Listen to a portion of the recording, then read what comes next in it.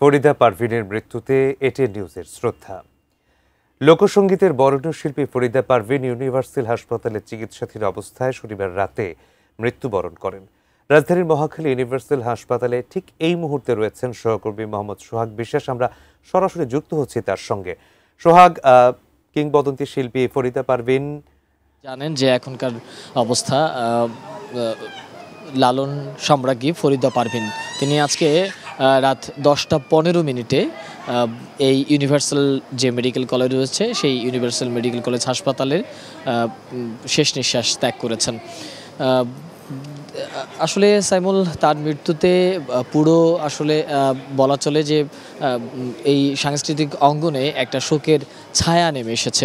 এরই মধ্যে আপনি জানেন যে দীর্ঘদিন ধরে তিনি কিডনি জটিলতায় ভুগছিলেন এবং বেশ দুই-এক সপ্তাহ ধরে ডায়ালিসিস করাচ্ছিলেন এবং সবশেষ 2রা সেপ্টেম্বর নিয়মিত ডায়ালিসিসের অংশ হিসাবে এই মহাখালীর যে ইউনিভার্সাল হাসপাতাল রয়েছে সেই ইউনিভার্সাল হাসপাতালে তাকে ভর্তি করা হয়। কিন্তু ডায়ালিসিসে তার শারীরিক অবস্থার বেশ অবনতি দেখা দেয়। এরপর চিকিৎসক তাকে হাসপাতালে ভর্তি করার পরামর্শ দেন, কিন্তু সেই থেকে তিনি হাসপাতালেই আসলে চিকিৎসাধীন ছিলেন।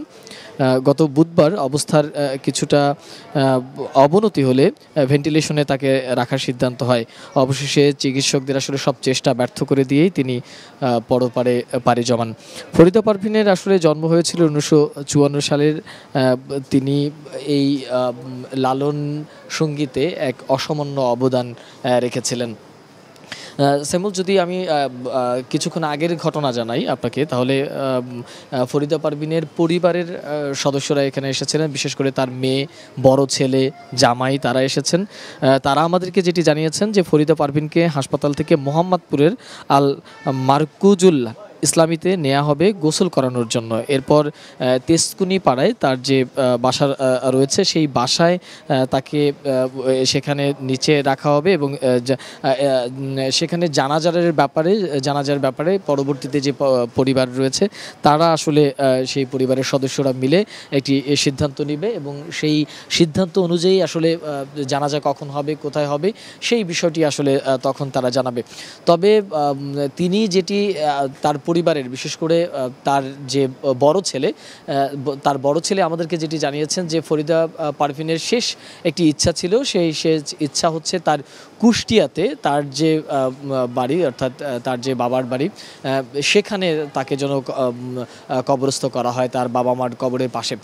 সেই ধরনের আসলে তারাও তার শেষ ইচ্ছা অনুযায়ী তাকে কুষ্টিয়ায় নিয়ে যাবেন, তেমনটাই আমাদেরকে জানিয়েছেন।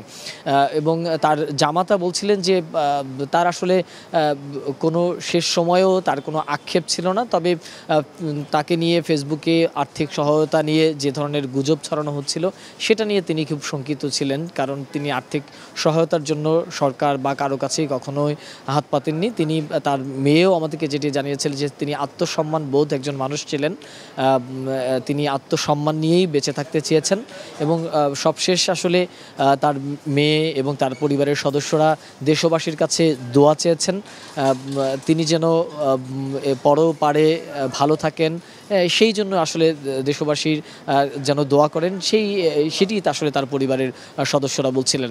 এবং পরবর্তীতে কি পদক্ষেপ তারা নেবেন সেটি একটি পারিবারিক সিদ্ধান্ত হবে, সেই সিদ্ধান্ত মোতাবেক হবে।